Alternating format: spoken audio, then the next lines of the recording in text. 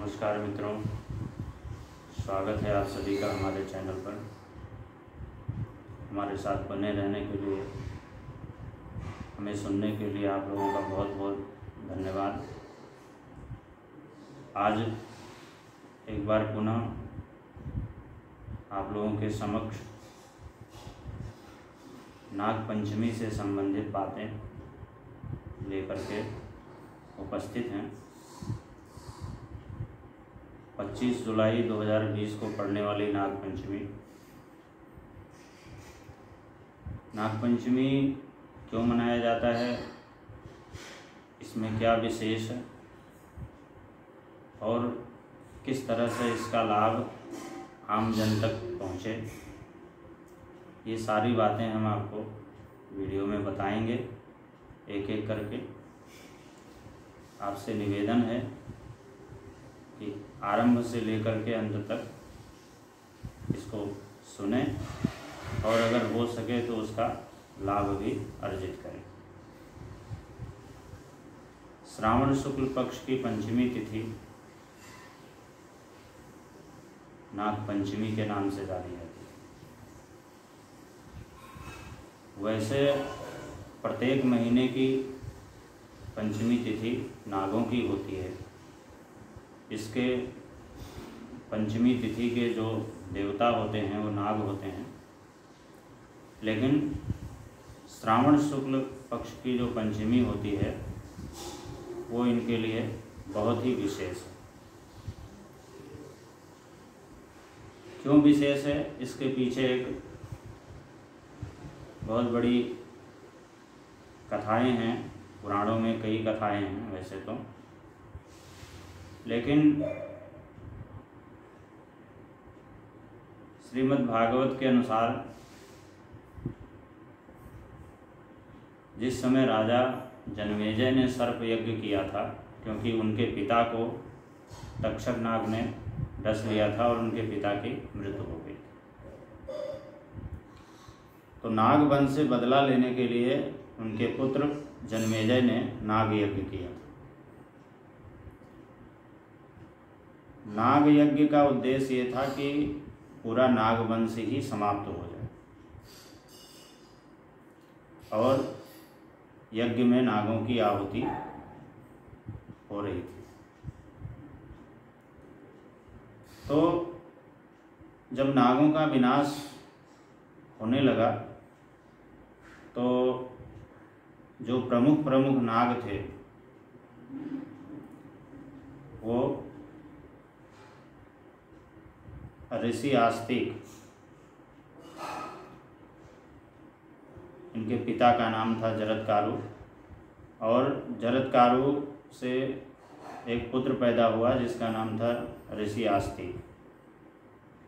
तो तक्षक नाग ऋषि आस्तिक की शरण में गया और उनसे अनुनय विनय किया, और इससे पूर्व ब्रह्मा जी ने वरदान दिया था। नागवंश को बचाने के लिए ब्रह्मा जी ने भी वरदान दिया हुआ था। तो ऋषि आस्तिक के द्वारा जब तक्षक नाग उनकी शरण में गया तो उन्होंने नाग यज्ञ को बंद करवाया और नागवंश की रक्षा की। तो इसलिए, और ये जिस दिन यज्ञ बंद हुआ था उस दिन श्रावण शुक्ल पक्ष की पंचमी तिथि थी, इसलिए ये तिथि नाग पंचमी के नाम से जानी जाती है। उनको विशेष प्रिय है। तो जब ऋषि आस्तिक ने यज्ञ बंद करवा दिया और नागों को अभय वरदान मिल गया, तो ये तिथि नाग पंचमी के नाम से जानी जाने लगी। नाग पंचमी के दिन क्या करना चाहिए, कैसे करना चाहिए, किस तरह करना चाहिए, ये भी ध्यान देने वाली बात है। नाग पंचमी के दिन नागों की पूजा का विशेष महत्व होता है।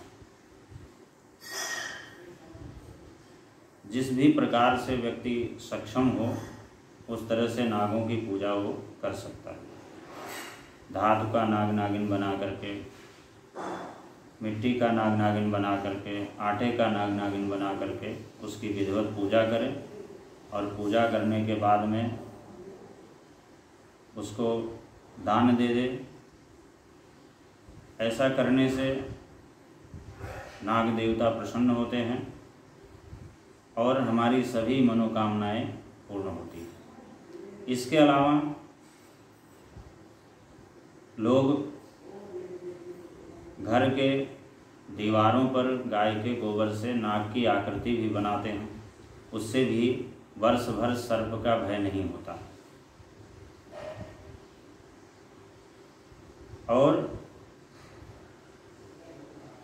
गाय का दूध और खीर, जो धान का लावा होता है, वो आज के दिन नागों को चढ़ाना चाहिए।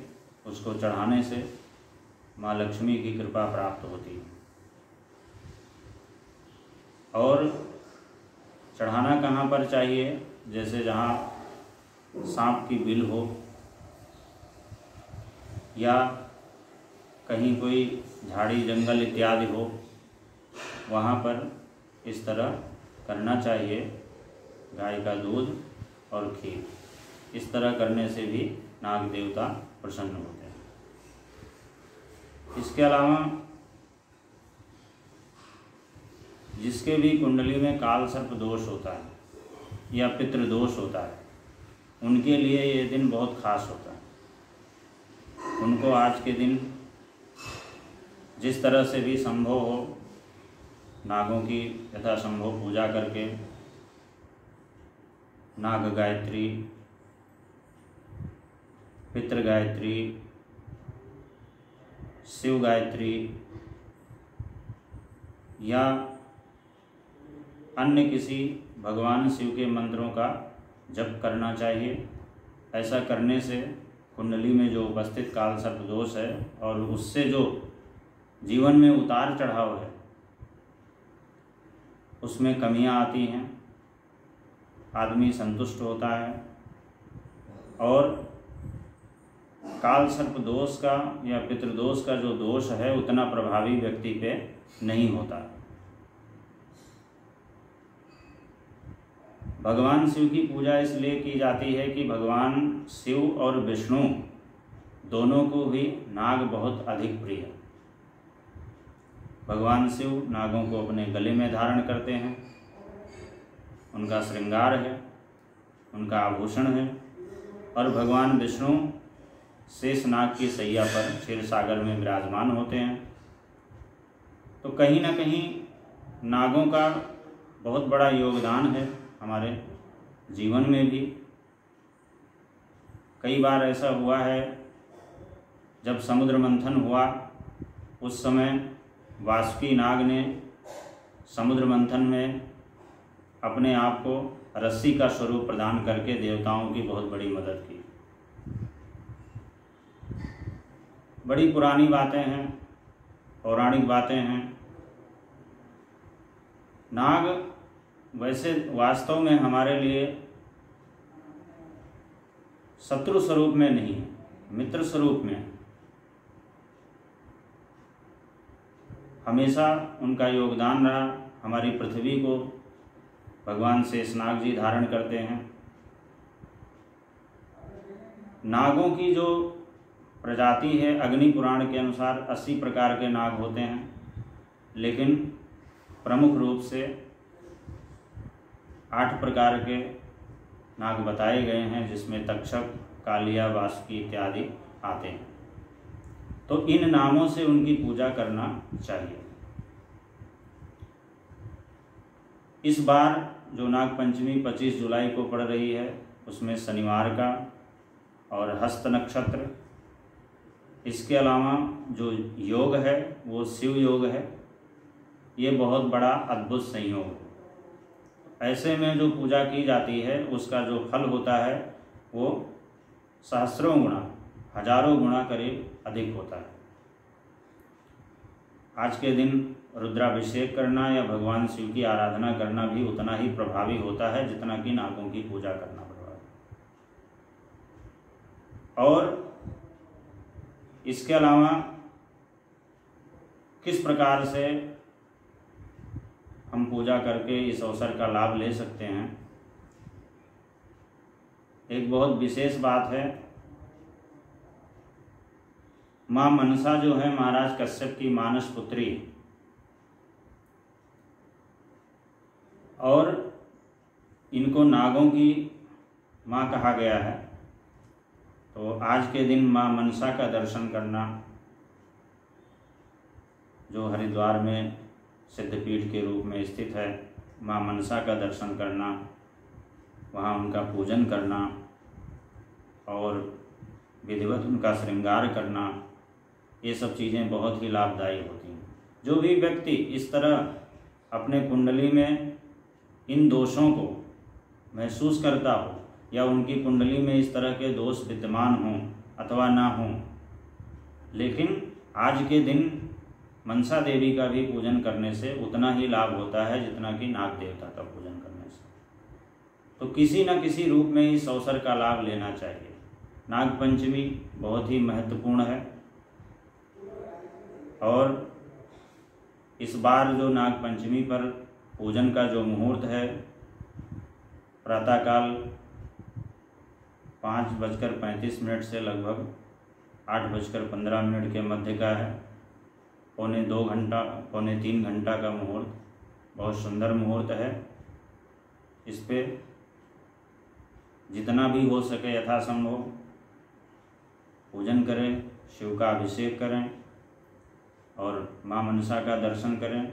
इस प्रकार करने से जो महान जो दोष हैं, जो कठिन जो दोष हैं, उनका भी शमन हो जाता है। और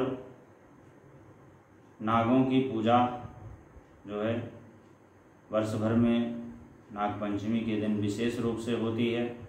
इससे वर्ष भर सर्प का भय नहीं होता है और साथ साथ में भगवान शिव और विष्णु दोनों की कृपा प्राप्त होती है और व्यक्ति की समस्त मनोकामनाएं पूर्ण होती हैं।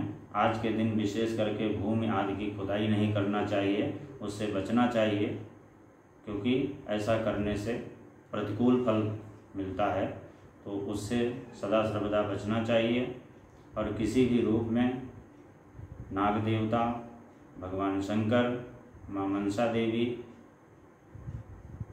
और विष्णु भगवान आदि का पूजन करना चाहिए। ऐसा करने से बहुत उत्तम फल की प्राप्ति होती है। मित्रों, ये नागपंचमी से संबंधित जानकारी थी। अगर आपको कोई चीज़ नहीं समझ में आती है, किसी चीज़ में कोई भ्रम है, तो आप नंबरों पर, जो नंबर दिया गया है उस पर संपर्क कर सकते हैं। हमें कमेंट्स में भी लिख सकते हैं। कोई भी चीज़ हो उसके बारे में विचार विमर्श कर सकते हैं और इस अवसर का लाभ ले सकते हैं। अगर आपको ये चर्चा पसंद आई तो कृपया इसे आगे भी अग्रसारित करें ताकि ज़्यादा से ज़्यादा लोगों को इसका लाभ मिल सके। धन्यवाद।